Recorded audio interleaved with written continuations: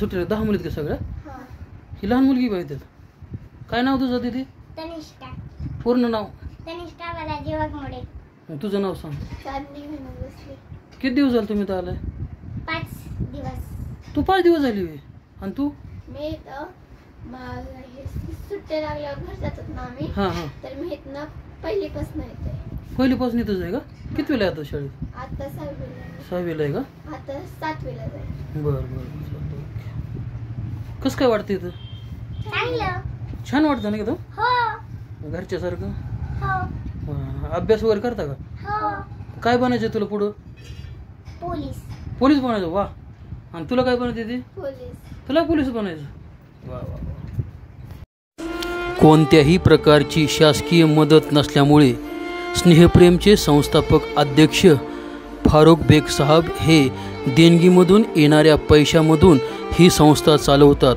हा व्हिडिओ पाहिल्यानंतर जर आपणास या लेकरांसाठी काही देणगी देण्याची इच्छा असेल तर या स्कॅनरवरती आपली देणगी पाठवावी. जीवनाचे हे सुरेखांगण खेळ खेळू सारे आपण. जीवनाचे हे सुरेखांगण खेळ खेळू सारे आपण. कोणी रंक कोणी राव 2 घडीचा डाव. त्याला जीवन असं नाव. त्याला जीवन असं नाव. स्वतःसाठी तर आपण दररोज जगतो. चला एक दिवस आपण दुसऱ्यांसाठी जगून पाहूया. त्यांचं जीवन पाहूया. कशा प्रकारे दुसऱ्यांचं जीवन आहे. त्यांच्या जीवनामध्ये कशा प्रकारच्या हालापेष्ट आहेत हे पाहूया. ही मुलं कशी घडतात आणि कशी पुढे जातात त्यांच्या आयुष्यामध्ये. नमस्कार. गोष्टी अवलिया लोकांच्या या यूट्यूब चॅनलमध्ये आपल्या सर्वांचं स्वागत आहे. आज आपण अहिल्यानगर जिल्ह्यामधील कर्जत तालुक्यामध्ये आलो आहोत. आणि एक असा अवलिया व्यक्तिमत्व आहे की ज्यांचं कौतुक जितकं करावं तेवढं कमी आहे. असं व्यक्तिमत्व आज आपल्यासमोर आलेलं आहे. साधं राहणीमान आणि उच्च काम, गोरगरिबांसाठी काम करणारं अशा प्रकारचं अवलिया नेतृत्व आहे. सर, आमच्या फॉलोअरला आपला परिचय द्या. नमस्कार. मी फारुख बेग कर्जत येथील रहिवासी आहे आणि स्नेहप्रेम सामाजिक प्रतिष्ठान या संस्थेचा फाउंडर अध्यक्ष आहे. स्नेहप्रेम या संस्थेत गरीब वंचित घटकातील मुलांना शिक्षणाच्या प्रवाहात आणलं जातं आणि शिक्षणाच्या प्रवाहात आणून त्यांना स्वतःच्या पायावर उभं केलं जातं. हे माझ्या संस्थेचं काम आहे. साहेब, सुरुवातीला तुमच्या कार्याला माझा ग्रँड सल्यूट. कारण सरांनी मला तुमच्या कार्याचा परिचय दिला होता. पण ज्यावेळेस मी या ठिकाणी आलो आणि लहान लहान चिमुकली लेकरं मी बघितली, माझ्या डोळ्यामध्ये सुद्धा सुरुवातीला अश्रू आले होते की आज अशी परिस्थिती आहे की स्वतःची लेकरं सांभाळणं सुद्धा पालकांना जड होत आहे. अशा परिस्थितीमध्ये आजच्या जमान्यामध्ये तुम्ही गोरगरिबांची, ज्यांना आईवडील नाहीत, ज्यांना पालक नाहीत, अशा मुलांना सांभाळण्याचं खूप मोठं काम करत आहात. त्यामुळं तुम्हाला प्रथमतः मी त्रिवार अभिवादन करतो सर. आता ही स्नेहप्रेम जी तुम्ही संस्था स्थापन केली की आपण अशा प्रकारची स्नेहप्रेम नावाची संस्था स्थापन करावी, असा विचार तुमच्या मनामध्ये कधी आला? सर, मी सुरुवातीला सांगतो की माझं माहिजळगाव येथे मेडिकल शॉप होतं. 26 जानेवारी 2001ला मी माहिजळगाव येथे मेडिकल स्थापना केली आणि मी तिथे मेडिकल स्थापन ज्या वेळेला केलं तर माझ्या आसपास साधारणतः जो मिरजगाव ते सोलापूरकडे जाणारा जो रस्ता आहे, म्हणजे अहमदनगर ते सोलापूरकडे जाणारा जो रस्ता आहे, त्या रस्त्यावर बाभळगाव ते पाटेवाडी शिवाराच्या अंतर्गत अपघात भरपूर व्हायचे. एक दुसरी एक गोष्ट होती की तो चौक होता. माहिजळगाव हा चौक होता आणि त्या चौकात अनेक ठिकाणावरून लोक यायचे. मग त्यात भिक्षकरू मुलं असायची, अशी मुलं असायची. तर त्या चौकाने मला बरंच काही शिकवलं. त्या चौकात जे अपघात व्हायचे तर बरेचशी लोक अपघात पाहायला पळायचे. आता माझं तर मेडिकल दुकान होतं. उलट मला हे असं वाटायचं की अपघातग्रस्त आमच्या दवाखान्यात आला तर बरं होईल, मला 4-5 रुपये मिळतील. ही म्हणजे एक माझ्या व्यवसायाची भावना होती ती. पण एक वेळेला थोडासा निवांत होतो. दुपारी अपघाताची एक खबर आली गावात. पाटेवाडी शिवारात अपघात झाला ही अशी खबर आली आणि मी अपघात बघायला पळालो. अपघात बघायला पळाल्यानंतर तिथे गेल्यानंतर असं लक्षात आलं की लोक गेलेत, फोटो मोबाईल घेतला आहे, कोणी ते अपघातग्रस्ताचा व्हिडिओ काढते, कोणी त्या गाडीचा व्हिडिओ काढते आणि त्यांच्या व्हॉट्सअपवर फेसबुकवर पोस्ट करते की अमुक अमुक व्यक्तीचा अपघात झाला आहे, ते हे झालं, पण त्याला उचलायला कोणी तयार नाही. बरोबर. मी मोटरसायकलवर गेलेलो होतो. मी काय केलं, मी मोटरसायकलवर गेलेलो असल्यामुळे मी पटकन माघारी आलो. माझी तिथे 4 व्हीलर लावलेली होती दुकानापुढे. ती 4 व्हीलर मारुती ओमिनी, तर ती काढली आहे. तिथे गेलो, त्याला उचललं आणि आमच्या हॉस्पिटलला आणलं परत. तिथे शुभम हॉस्पिटल, तोरणमल डॉक्टरांचा दवाखाना आहे, तिथे मी घेऊन आलो आणि त्याला प्रथमोपचार सुरुवात झाली. तो माझा अपघातातला पहिला अनुभव. त्याच्यानंतर मग पुन्हा ज्या ज्या वेळेला मला कळायचं की अपघात झाला आहे की मी पळायचो आणि तो अपघातग्रस्त आणायचा. बरं, हे करत असताना काही कालावधीनंतर मला अहमदनगरचे एक वकील मित्र येऊन भेटले आणि त्या वकील मित्राने मला सांगितलं की बाबा तू इथे जे अपघात होतात त्यात काही लोक दगावतात बी, मग त्या दगावलेल्या लोकांची जी केस आहे ती कमीत कमी माझ्याकडे देत जा. तर मी म्हटलं ठीक आहे की मी तुला ती केस देत जाईल. आणि माझ्याकडं आलं तर, कारण अपघातग्रस्तांना मदत केल्यानंतर त्यांचे जे नातेवाईक आहेत ते ऑटोमॅटिकली माझ्याचकडे यायचं, पोलीस स्टेशनला जायचं आहे, साहेब थोडीशी मदत करा. कारण अपघातग्रस्त हा काही परिसरातलाच नसतो, तो कुठलाही असू शकतो. अक्षरशः जळगाव जिल्ह्यातले लोक होते. तर मग त्याने मला तशी रिक्वेस्ट केल्यानंतर आणि नातेवाईकांना मी त्याचं नाव सुचवायचं, नातेवाईक जायचे त्याच्याकडे केस दाखल करायचे. असे एक 4-5 अपघातग्रस्त मी त्याच्याकडे दिल्यानंतर एकदा माझ्याकडे आला आणि मला म्हटला की ज्या अपघातग्रस्तांची केस तू माझ्याकडे दिली होती त्यांचं मी कॉम्पेन्सेशन मिळवून दिलं आहे आणि मला तुला कमिशन द्यायचं आहे. आता हे कमिशन द्यायचं म्हटल्यानंतर मी शांत राहिलो. मी त्याला होई म्हटलं नाही आणि नाही म्हटलं. मग आता साहजिकच समोरचं काय समजायचं ते समजलं. बरोबर. म्हणजे त्याचा समज असं झाला की हो. आणि 2 दिवसानंतर त्याने मला एक 11,000चं पाकिट आणून दिलं. पहिलं पाकिट माझं 11,000चं ते आलं.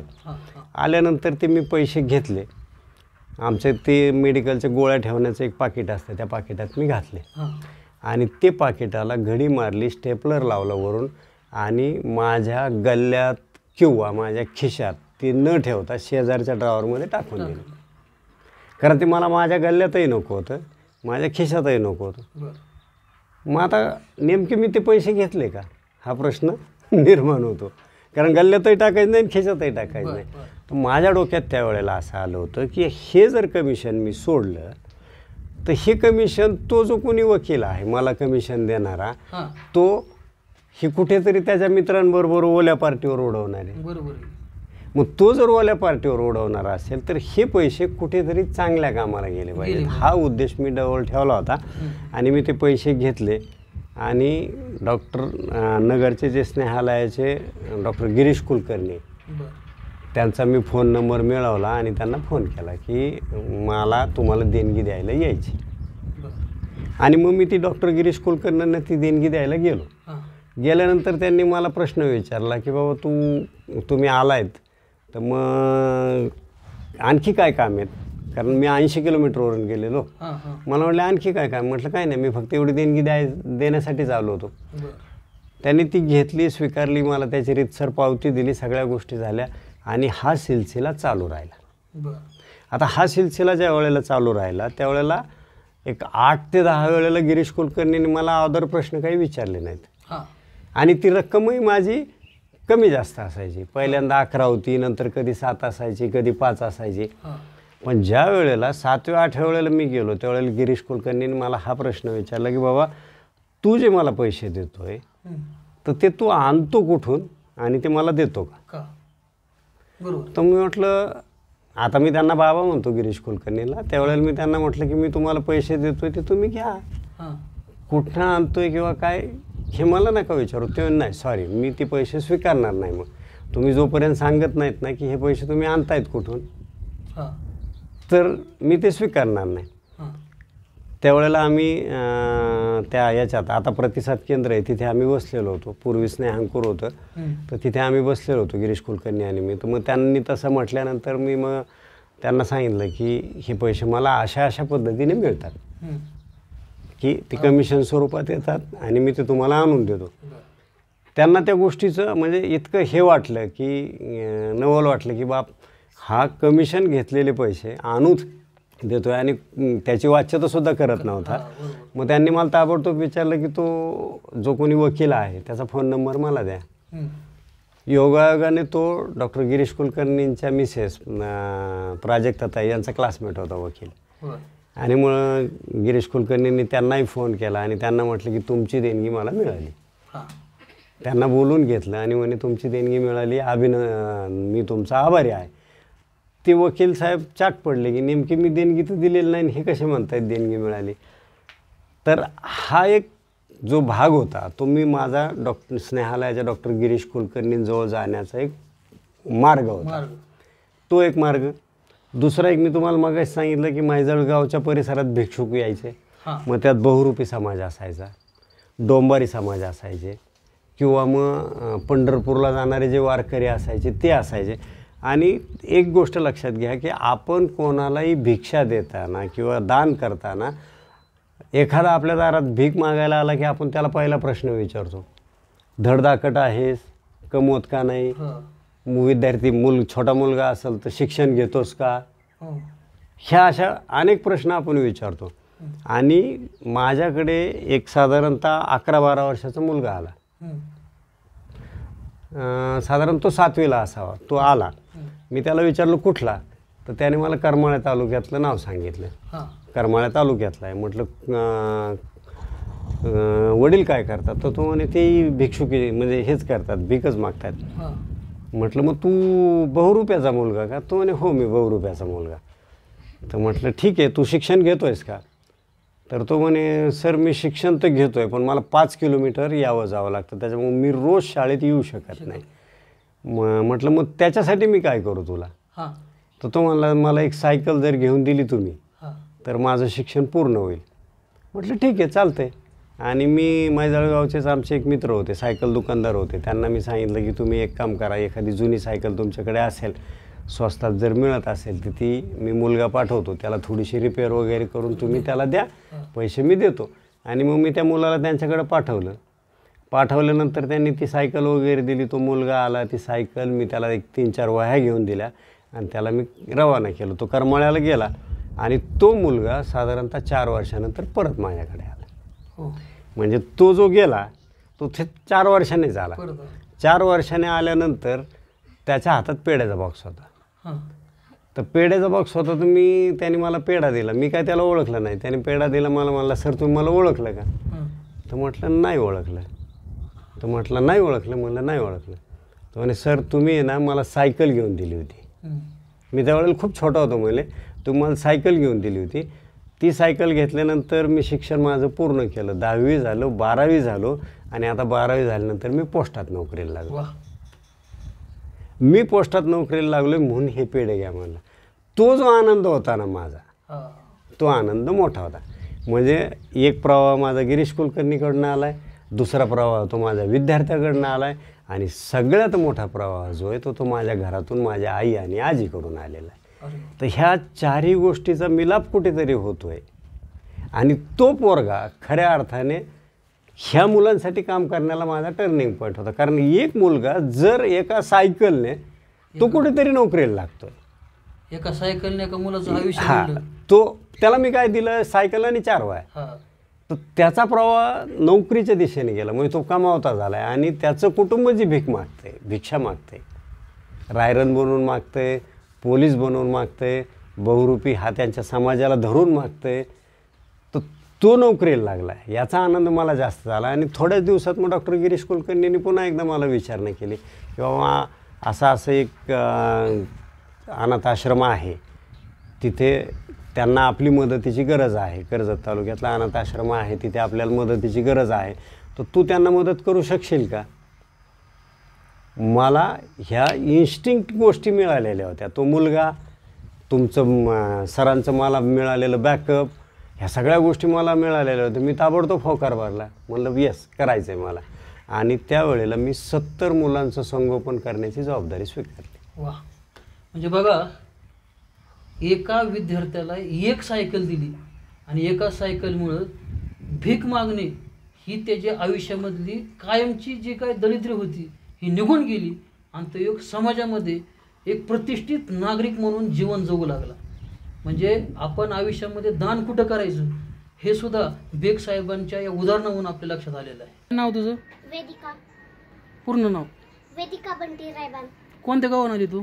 बीड. बीडवरून आली? बीडमध्ये कोणत्या गावावरून? नाही माहिती. तुला गाव माहित नाही तुझं? आई वडील? मम्मी पुण्यामध्ये, पप्पा काय माहिती. असं आहे. बरं बरं. किती दिवस झाले चालेल तू? दुसरी पासून येतो. दुसरी. आता किती तुला? 5वी. बरं. अभ्यास करते का? हो. तुला काय बनायचं आयुष्यात पुढं? डॉक्टर. अरे वा, छान. टाळ्या वाजवा. तुम्हाला आलेल्या अनुभवामधून तुम्ही निर्णय घेतला की आपण सुद्धा अशा प्रकारची एक सामाजिक संस्था स्थापन करावी, की अशी जी मुलं आहेत की त्या मुलांचं आयुष्य घडलं पाहिजेत. मग आता ही कोणतीही संस्था स्थापन करत असताना काय सहजासहजी होत नसते, त्याला भरपूर अडचणी येत असतात. मग तुम्हाला अशा काय अडचणी आल्या होत्या? हां, आता काय झालं, डॉक्टर गिरीश कुलकर्णींनी मला सांगितलं की आपल्याला एक संस्था सांभाळायची. त्या संस्थे चालकाचं थोडंसं अडचण आली होती, त्यांना ती काय सांभाळता येत नव्हती. मग ते आपल्याला बघायची. मग आम्ही एक दिवशी दुपारी डॉक्टर गिरीश कुलकर्णी असतील, सुवालालजी शिंगवे असतील, मिरजगावचे 2-3 एक सहकारी होते. आम्ही असे 5-6 जण त्या संस्थेवर गेलो. टाकळी खंडेश्वर इथली संस्था होती. आम्ही तिथे गेलो. तिथे गेल्यानंतर आम्ही ते बघितलं की लक्षात आलं तिथं 70 मुलं. आणि मी त्यावेळेला गिरीश कुलकर्णींना यस म्हणून सांगितलं की मग मी सांभाळतोय. तो उत्साह होता अंगातला. मी दुपारच्या वेळेला मीटिंगमध्ये सांगितलं की मी ही संस्था सांभाळतो, ठीक आहे आपण लक्ष देऊया यांच्याकडे, तुम्ही पाठीशी असल्यावर मला काही हरकत नाही आहे. आणि सुरुवातीला 1 ते 10-11 कमिशनच्या देणग्या माझ्याकडे आल्या होत्या, त्याच्यामुळे मला असं वाटायचं की सोपं आहे. हे मी दुपारी म्हटलं. आम्ही 4 वाजता डॉक्टर गिरीश कुलकर्णी, सुवालालजी शिंगवी हे सगळे नगरला गेले आणि मी माझ्या दुकानात गेलो. दुकानात गेल्यानंतर माझे विचारचक्र सुरू झाले की बाबा आपल्याला संस्था सांभाळायची, मुलं सांभाळायचे. आणि मी मगाशी जसं सांगितलं तुम्हाला की माझं आई पाठीशी होती त्यावेळेला. आई सगळं बघायची. म्हणजे त्याच्या आधी आई तर तोपर्यंत वारलेली होती, पण त्याच्या आधी माझं सगळं घरातल्या कुटुंबातल्या प्रत्येक व्यक्तीचं आईच बघायची. म्हणजे मग आमचा रुमालसुद्धा आईच विकत आणायची. आपण कधी बाजारातच गेलो नाही. त्यामुळे बाजारातला दाल आटेका भाव काही माहीत नव्हता. दाल आटेका भाव माहीत नव्हता. आणि ज्या दिवशी मी बाबांना शब्द दिला, तिथल्या संस्थेवाल्यांना शब्द दिला आणि परत गेल्यानंतर ज्या वेळेला त्यावर रिवाइंड करायला लागलो, विचार करायला लागलो, तर मग माझे हातपाय लटलट कापायला लागले की आपण करायचं आहे काय. संध्याकाळी 8-8:30 वाजेपर्यंत दुकानात थांबलो. दुकानातनं घरी आलो. जेवायला बसलो, पण माझं काय जेवणावर लक्ष लागेना. मला वाटतं त्या दिवशी मी सगळ्यात कमी चपाती त्या दिवशी खाल्ली. मी अर्धी चपाती मी खाल्ली, कारण विचार सारखे डोक्यात ते होते. येताना परत एकदा संस्थेवर गेलो होतो. संस्थेवर गेल्यानंतर तिथली कंडिशन आधी बघितली होती की तिथली कंडिशन्स काय, तर 70 मुलं आणि 50 किलोचा एक गव्हाचा कट्टा आणि 50 किलोचा एक तांदळाचा कट्टा, ह्या एवढंच 3 गोष्टी. मग म्हटलं 50 किलोचा तांदळाचा कट्टा किंवा 50 किलोचा गव्हाचा कट्टा ह्या मुलांना किती दिवस जाईल, अनुभव नाही. 2 दिवस जाईल, 3 दिवस जाईल, आठवड्यावर जाईल, मला काहीच माहीत नाही. काही एका दिवसात संपतोय 70 मुलं आणि 50 किलोचा कट्टा. त्याच्यामुळं तर मग जास्तच घाबरगुंडी उडली. आणि ही घाबरगुंडी उडल्यानंतर मी रात्रभर झोपलो नाही. अक्षरशः रात्रभर मी तडफडत होतो. 3-3:30ला थकव्यामुळे झोप आली असेल. सकाळी उठलो. 8 वाजता दुकानात जायचं होतं, शॉप उघडायचा होता. 2012 सालची गोष्ट आहे. मी सकाळी निघलो आणि निघाल्यानंतर माझे मित्र आहेत विजय तोरडमल, TVS शोरूम होतो त्यांचं पूर्वी. तर विजय तोरडमलच्या दुकानाकडं माझं लक्ष गेलं आणि माझ्या डोक्यात कल्पना चमकली की आपण पहिली देणगी मागावी. पण विजय तोरडमलचं दुकान बंद होतं, कारण सकाळी 8चा टाईम होता. तो 9 वाजता दुकान उघडायचा, 8:30-9 दुकान उघडायचं. आणि मी निघालेलो होतो. मी फोन काढला आणि विजयला फोन लावायला सुरुवात केली. तर तो जोगसरवाडीपर्यंत जाईपर्यंत माझा काही फोन लागला नाही. जोगसरवाडीत गेल्यानंतर विजयला फोन लागला.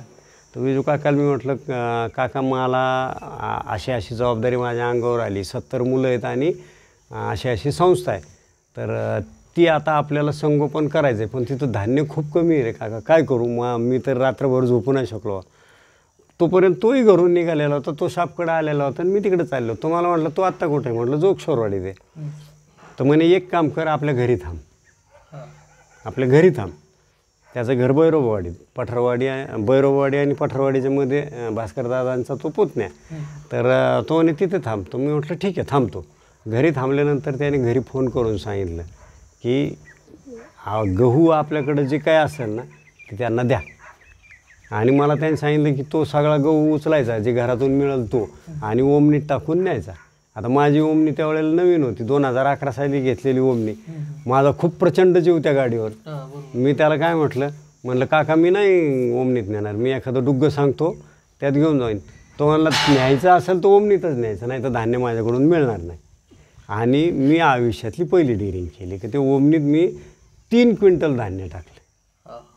ते 3 क्विंटल विजू काकांकडून मिळालेलं धान्य माझ्यासाठी उभा राहण्याचा एक मार्ग झाला. ते 3 क्विंटल धान्य मी घेतलं, टाकळीत गेलो, तिथं ते उतरवलं आणि त्या दिवशी आरामात दुकानात मी थांबू शकलो. आता तो उत्साह संचारला होता की आपण मिळवू शकतो. आणि तो उत्साह संचारल्यानंतर मी माझेच एक मित्र निमगाव चापडगावला होते, डॉक्टर सहस्रबुद्धे म्हणून मलेरियाचे डॉक्टर होते, RSSचं काम करतात ते. मी त्यांना फोन केला, म्हणलं डॉक्टर साहेब असं असं हे आहे, मी एक संस्था घेतली आणि त्याचे ते म्हटले अरे एक आहे म्हणे मागच्या दुष्काळाच्या काळात आहे ना आष्टीला पुण्यावरून काही धान्य आलेलं होतं आणि त्यातलं धान्य शिल्लक आहे थोडंसं, किती मी नाही सांगू शकणार म्हणे, पण 2-3 क्विंटल काहीतरी असेल, ते धान्य आपल्याला मिळू शकतं. तर म्हटलं ठीक आहे आपण जाऊ आष्टीला. आता ते 2 क्विंटल म्हटल्यानंतर मी कालच 3 क्विंटल आणलेलं होतं. म्हटलं 2 क्विंटल तर आपण ओमनीत सहज आणू. म्हणून आम्ही दोघं ओमनीत बसून आष्टीला गेलो. ॲडव्होकेट बाबूराव आडसकरांकडे गेलो. त्यांनी ऑफिसमध्ये बोलवलं. ऑफिसमध्ये बोलवल्यानंतर त्यांनी काय सांगितलं, एक काम करा, घरी जा, घरी आउट हाऊसमध्ये धान्य आहे ते उघडा आणि मला ती झाडू मारून द्या. म्हणजे जी काय धान्य असेल ते घेऊन जा, मला झाडू मारून द्या. म्हटलं ठीक आहे.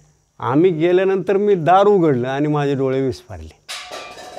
कारण सहस्रबुद्धेंनी मला 2 क्विंटल सांगितलं होतं, जास्तीत जास्त 3 असेल, पण ते 13 क्विंटल धान्य होतं. आता हे 13 क्विंटल धान्य बघितल्यानंतर माझा म्हणजे तो जो काही आनंद होता ना तो असा हे झाला गगनात मावेना, की आता मी ही 70 मुलं सांभाळू शकतो, 6 महिने तरी मला आता चिंता नाही, हे मला ते त्यावेळेला वाटले. आणि मग मी ते 13 क्विंटल धान्य तिथले तिथं एक डुग्गं भाड्याने केलं. खिशात पैसेही नव्हते, ते भाड्याने केलं. त्याला सांगितलं मी तुला भाडं तिथं देतो. तो म्हणा डिझेल टाकायला तरी द्या साहेब. म्हणलं हो इथं मी आता हे देणगीदार आहेत, मी यांनाही मागू शकत नाही, हे मध्यस्थी आहेत यांनाही मागू शकत नाही, तू कुठूनही घे, मी तुला देतो, तिथं गेलं की मी तुला पैसे देतो. आणि मग ते 13 क्विंटल धान्य आलं. ती माझी सुरुवात. माझी आलेली अडचण रात्रभराची होती, सकाळपासून ती अडचण माझी मिटायला सुरुवात झाली. ते 70 पोरं मी सांभाळायला सुरुवात केली.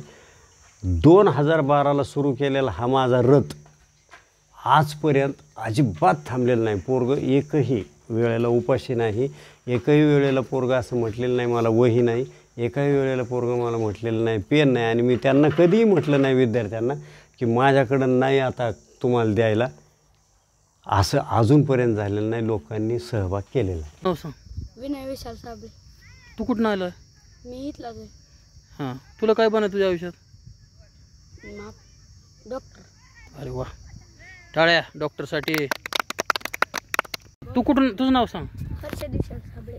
तू कोणत्या गावाहून आलाय? मी इथलाच आहे पण आम्ही बारामतीला राहतो. बर बर बर बर. तुला काय बनायचं या संस्थेमधून? सिंगर बनायचं सर मला. गाणी चांगलं म्हणतो तू? हे गाणं म्हणतो का मग? जे देणाऱ्याचे हात हजारो फाटके माझी जोडी. या जगामध्ये देणारे भरपूर लोक आहेत, फक्त आपण त्यांच्यापर्यंत पोहोचलं पाहिजेत.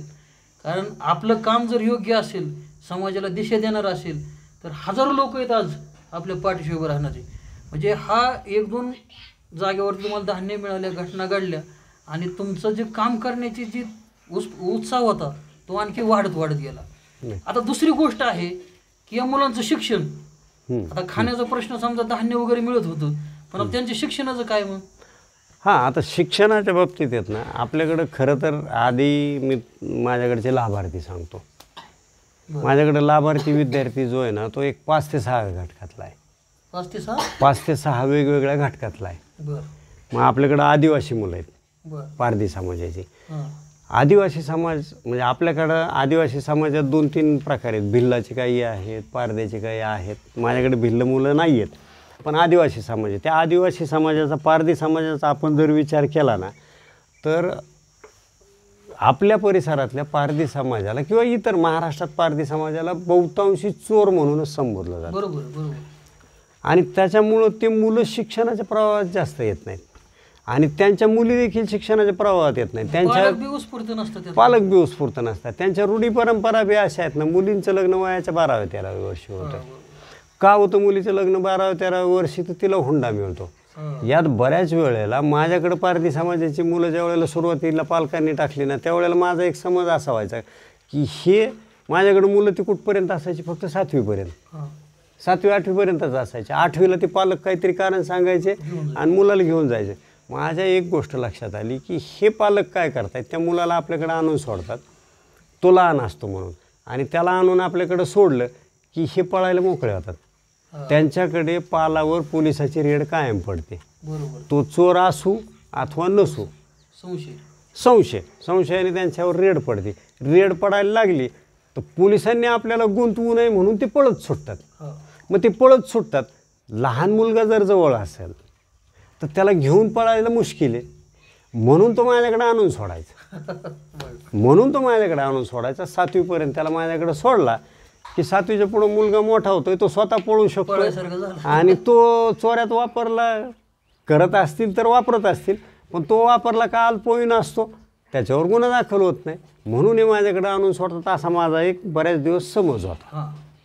त्याच्यामुळे पारध्याची मुलं माझ्याकडे होती, भरपूर आहेत.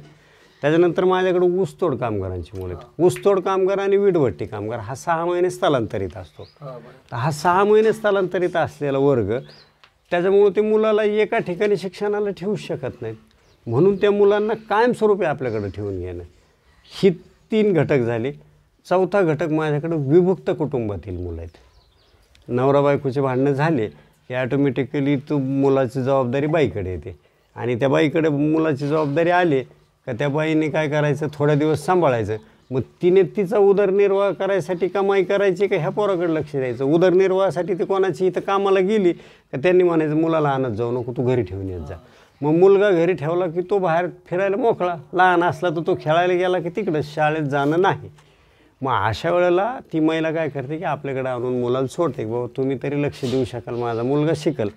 आता एकदा तिने आपल्याकडे आणून सोडला की त्याच्यानंतर ती बाई 24 आवर मोकळी झाली, आणि ती मोकळी झाल्यानंतर एकदा का तिला मोकळी मिळाली तर पुढचं भवितव्य मी सांगू शकत नाही.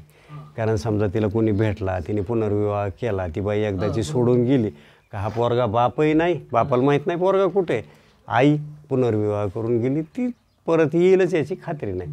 तर अशी मुलं आपल्याकडे शिक्षणासाठी आहेत. तर ह्या मुलांचं आपण संगोपन करतो आहे. आता शिक्षणाच्या बाबतीत जर म्हणताना तर सुरुवातीचे 1ली ते 4थीपर्यंत आम्ही जिल्हा परिषद शाळेत ठेवतो. जिल्हा परिषद शाळेत ठेवलं की मुलांची वही, कपडे हे त्यांना शाळेतूनच मिळतं. त्याच्यामुळं तो खर्च आपल्याला करावा लागत नाही. त्याच्यानंतर 5वी ते 10वीपर्यंत आपण एखाद्या संस्थेत टाकतो. तर जनरली आता म्हटलं जातं की रयत शिक्षण संस्थेत गरिबांना शिकवलं जातं, पण थोडंसं आता काय झालं की रयतची बी परिस्थिती वेगळी झाली. फी नसली तर रयतचं अवघड होते. त्याच्यामुळं आपल्या ज्या खाजगी लोकल संस्था आहेत त्यांच्या अध्यक्षाला वगैरे भेटून आपण जर रिक्वेस्ट केली किंवा तेच आपल्याकडे बऱ्याच वेळेला येतात की त्यांची वर्ग बंद पडू नये, त्यांची मान्यता जाऊ नये म्हणून संस्थेचे येतात. तर मी इथे कर्जतमध्ये तरी समर्थ माध्यमिक विद्यालयाकडे ठेवलेले आहे, आणि त्यांना माझी फक्त एकच अट असते, तुम्ही मला धान्य देऊ नका, माझ्या मुलांना कपडे लत्ते घेऊ नका, काही करू नका, फक्त माझ्या मुलाला व्यवस्थित वाचता आलं पाहिजे, तो 1ल्या 2ऱ्या 3ऱ्या 10व्या मुलाच्या स्पर्धेत राहायला पाहिजे. असं जर तुम्ही करू शकत असाल तर खऱ्या अर्थाने मुलं शिकल्याचा फायदा होईल. त्यांच्या पायावरती उभं राहिलं पाहिजे. हा, म्हणजे भविष्यात त्यांना स्पर्धा कळली पाहिजे, अशा पद्धतीचं शिकवा, हेच माझ्यासाठी करा असं म्हणून आम्ही त्यांना शिक्षणाच्या प्रवाहात आणतो. तिथेही आपल्याला फी माफ असते, जी काही शैक्षणिक फी असेल किंवा इतर गोष्टी. हां, नामदेवरावच्या संस्थेत आहे, तर तिथेही आपल्याला ती फी वगैरे माफी आहे, आणि ती माफ असल्यामुळं मुलांचं शिक्षण 10वीपर्यंत होतं. 11वी 12वीला जी काही थोडीशी फी भरावी लागते तर ती थोडीशी फी भरून आपण त्यांचं शिक्षण करतो, पण मुलगा जोपर्यंत स्वतःच्या पायावर उभा राहत नाही तोपर्यंत आम्ही त्याला शिकवण्याचा प्रयत्न करतो. बरं, आता शिक्षणाचे झाले हे, आता ही लहान लहान मुलं येतं, कोणाचं 5 वर्षे 10 वर्षे 15 वर्षाची मुलं येतं, आणि अलीकडच्या कालखंडामध्ये मुलांचं आजारी पडायचं प्रमाण भरपूर असतंय. मग आता ही मुलं सुद्धा भरपूर आजारी पडत असतील, मग असं आजारी पडल्यानंतर त्यांच्या उपचारासाठी काय सुविधा आहे तुमच्याकडे? खरं तर देव माझ्या खूप पाठीशी मी फार्मासिस्ट आहे पहिल्यापासून, मग सांगितलं माझं मेडिकल दुकान होतं, त्याच्यामुळे प्रथम उपचार हा मला माहिती आहे. एक दुसरी एक गोष्ट, आमच्याकडं आम्ही संस्थेत एक गोष्ट कटाक्षाने पाळलेली पहिल्यापासून, अगदी 2012पासून ही गोष्ट आम्ही कटाक्षाने पाळतो की पुरुष म्हणजे मुलगा याने गार पाण्यानेच आंघोळ करायची. उन्हाळा हिवाळा पावसाळा किती कडाक्याची थंडी असू दे तू गार पाण्यानेच आंघोळ करणार, आणि मुलींना गरम पाणी. आमच्याकडे गार पाण्याने ज्या वेळेला पुरुष आंघोळ करतो तर त्याची ह्युमिनिटी पॉवर जी आहे ना ती चांगली राहते. आणि मला सांगायला आनंद वाटेल की माझ्या संस्थेतली मुलं म्हणजे 2012पासून आत्तापर्यंतचा माझा अनुभव खूप आजारी पडलेले नाहीत. म्हणजे त्यांना ॲडमिट करावं लागलं किंवा काय करावं लागलं. हा ॲडमिट 4 मुलांना 4 वेळेला केलं, ते कशासाठी, कोणाच तरी हात मोडला आहे, कोणाच तरी पाय मोडला आहे, खेळताना तो मोडला आहे, त्याच्यामुळे त्यांना ॲडमिट करावं लागले. तेवढीच एक ही झालेली, अदरवाईज त्यांना कुठल्याही प्रकारचा आजार खूप मोठा नाही. आणि जरी झाला, आता आम्ही टाकळीत असतानाही डॉक्टर ढोबे होते, इथे कर्जतला आल्यानंतर डॉक्टर पठाण आणि डॉक्टर ढवळे आहेत, त्यांच्याकडं मुलं जातात, ते अगदी प्रेमाने मित्रत्वाने मुलांना तपासतात. जो काही किरकोळ आजार असेल तो ते तपासतात. तपासल्यानंतर ते प्रिस्क्रिप्शन लिहून दिलं की आमचं प्रदीप रुद्रकेंकडनं आम्ही औषधं घेऊन येतो आणि मुलांचा आजार पण त्यात करतो. अजूनपर्यंत 2012पासून आजपर्यंत एकही मुलगा ॲडमिट करावा लागला नाही कुठल्याही कारणाने.